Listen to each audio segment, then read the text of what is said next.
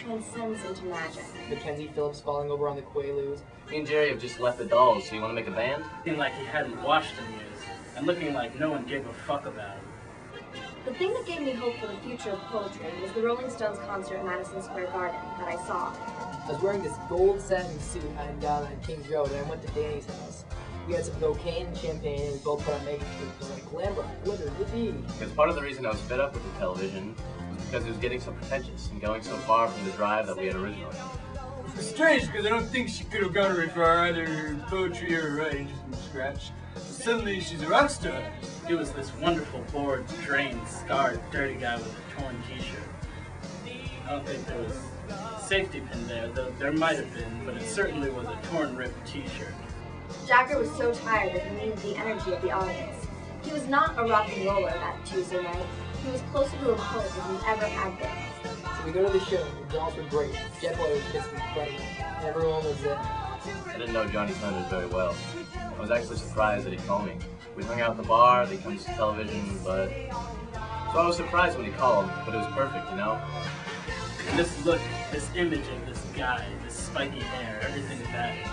There was no question I'd take it back to London. By being inspired by it, I was just going to imitate it and transform it into something English. The naked performance. It was his naked performance, his rhythm, his movement, his talk. See, Patty started out as a poet, then turned to painting, and she suddenly emerged as a real rock star. In 1973, I wanted Danny Field to see the New York Dolls, Kiss, and Iggy in the studios at the Academy of Music. So I thought, this is perfect. We'll make a really good rock and roll band that's dealing with interesting subjects, figuring I would bring in the interesting subjects. Again, I was sold another fashion victim's idea. This was not someone dressed up in red vinyl, wearing bloody orange lips and high heels. He was a guy all deconstructed, torn down. Turned out Johnny wanted to sing Going to Steady. Because I saw the complete future of poetry.